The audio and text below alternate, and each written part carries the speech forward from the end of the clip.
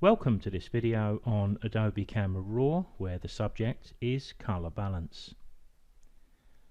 Color balance is a vital part of image editing, and it is something we need to include in the early stages of that image editing routine.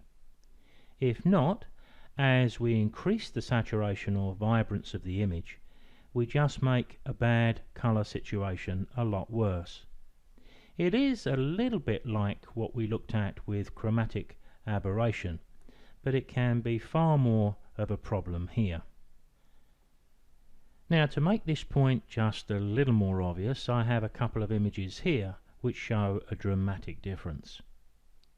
This is a basic raw file which was shot in the golden hour, just around the time of sunset, when the light levels can often produce quite a strong blue cast. Now, what we're seeing here in the water down here, which should be more or less white, is pretty typical. Now, most people would have seen a movie being shot where perhaps someone walks out in front of the movie camera and holds up a color chart. Now, a few seconds of video is shot of that chart. It's covered in colored squares, but the important squares on there for us are the neutral grey. Now, this grey allows the photographer to correct the colour in post-processing based on that neutral grey. Now, we can do something very similar with our white balance tool in Adobe Camera Raw.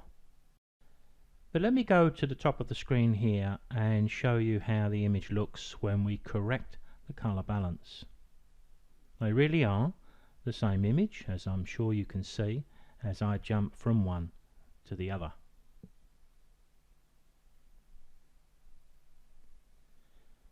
Now, the problem of color balance is that if one color is not right, then the rest are not right either. But we may not notice the problem with some of the colors within our image until we adjust that color balance. Then we realize just how far out maybe the yellows or the warm colors are, but we tend to be attracted here by the blue color that we can see in the water. So here I've just opened up another image, and this is an untouched raw file. You can see it has the same sort of issues as the one I showed a few moments ago. It was shot in the evening time around that golden hour, so the lighting is very soft and agreeable, but it's also produced that strong blue color, and we can see that mostly in the water that's breaking over the rock at the bottom right. So if I decided to move forward with my global editing here, one of the early things I'd like to do is to improve the color. I've got a bit of a problem, because as soon as I increase the vibrance even a little bit, I just make that blue color infinitely worse. What I'll do is reset this by just double clicking that vibrance slider. If we look up to the top of the sliders here, we can see an area which is labeled white balance, so that seems to be the place we want to go. And what we've got alongside that is a drop down box of options, and when I drop this down, most of these you're going to be familiar with, because they're the same sort of settings you'll have on your camera. So what we could do here is to say to the settings here, well, this was shot in cloudy conditions, but it's not doing a great deal for us. Let's try shade. It improves things a little bit, but it's not doing the whole job. Now, one of the benefits of shooting raw files is the fact that whatever we choose to set on our camera is largely irrelevant, because we can always change the color balance either with the presets here, and sometimes they're going to work pretty well. But one of the tools that's most effective is way up at the top left. It's the white balance tool.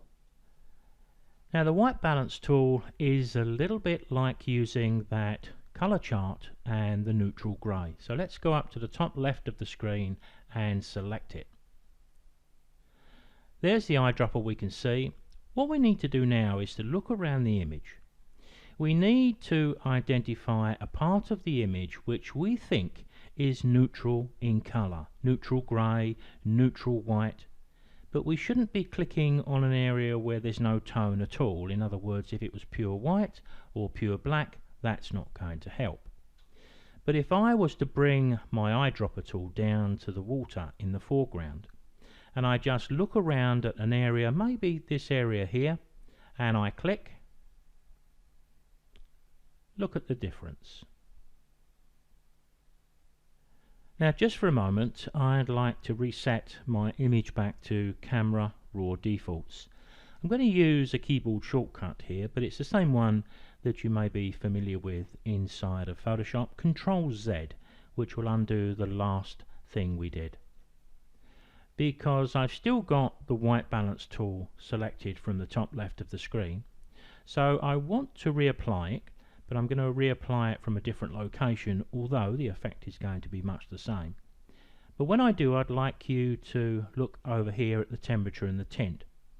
But when I'm about to click on this water, what I'm effectively saying to Camera Raw is I want you to use that water as basically neutral grey, because it's going to have some tone in it, so although it's going to look quite bright, it is neutral, just like the colour chart we saw earlier.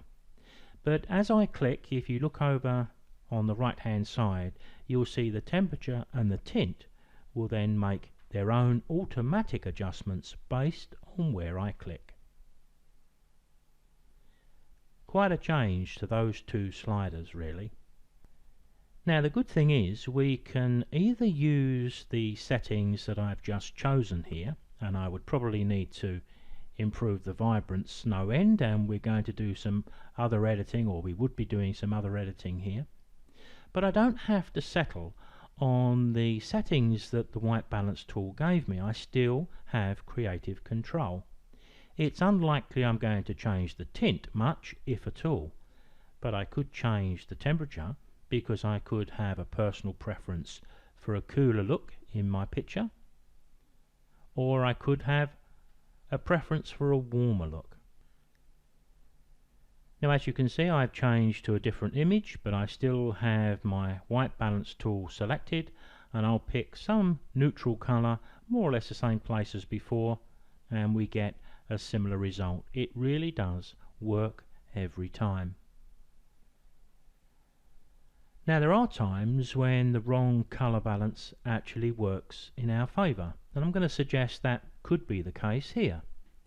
With the cathedral shot, the warm colour we're getting in the picture is not unappealing, and it's almost certainly being created by the tungsten lighting that was within the church.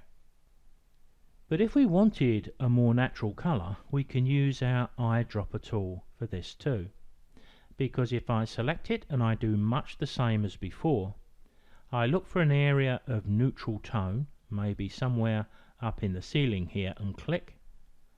There we can see a much more natural colour, what we expected to see in the cathedral.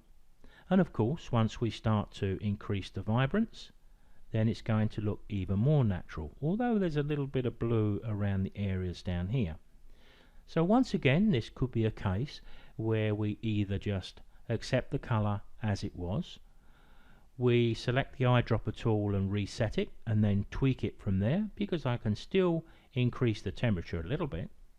So you can see we have lots of opportunity to use colour balance both creatively and correctively.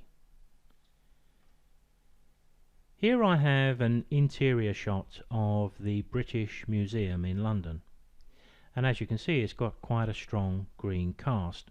Why green? Well, I think it's probably caused by a mixture of fluorescent lighting, but probably mostly through the daylight that's filtering through thick glass, this is a glass roof.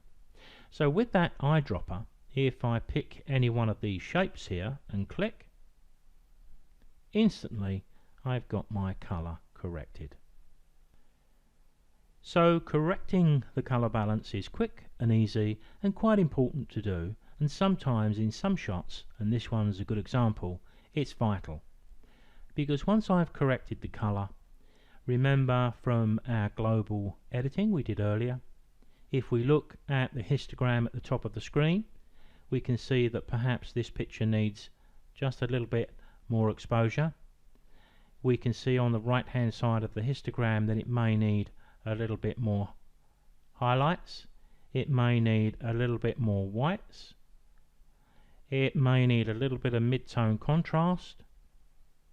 We may add a little bit of vibrance, and suddenly we've got a pretty interesting image.